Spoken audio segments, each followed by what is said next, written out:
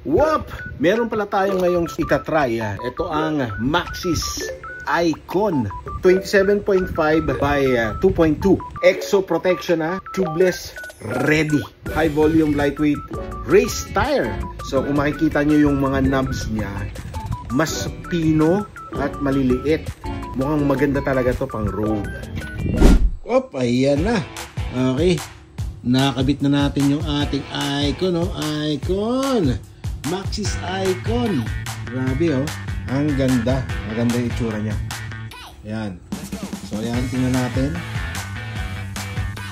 O, diba? Pogi. Punta naman sa harap.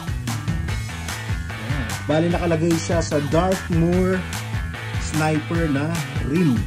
Ayan. Compare natin siya sa Assegai. Ito sobrang aggressive to. 2.5 to. Sobrang aggressive. Pang derbihan to. Hindi naman tayo expert. Basta tayo enjoy life lang tayo. Basta ito, sa kalsada to, sobrang kunat ito, promise mga sir. Talagang ang kunat. So, hindi ka bibigyan talaga ng bilis nito. So, ganun siya. Ito yung Assegai. So, i-compare lang natin. Ito yung knobs ng Assegai.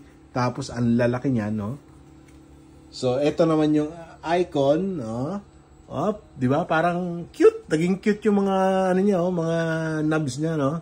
So, yan ang comparison ng Icon at saka Assegai. So ito, nagamit ko na rin itong Icon na to for 2 weeks. So okay siya sa road talaga.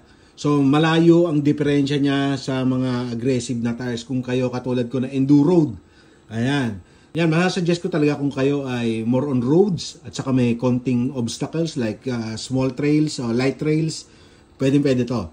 Pero kung kayo hanap nyo talaga pang derby, yung hardcore run na trails, pambundukan na ito, dito kayo sa Assegai. Sana nakatulong sa inyo itong ating video. And kung nagustuhan nyo, give me a thumbs up naman dyan. Ride safe and God bless! Baka hindi ka pa nakasubscribe sa ating YouTube channel. Subscribe mo na rin. Ito yan. Pati yung ating Facebook. Follow nyo rin ako mga sir.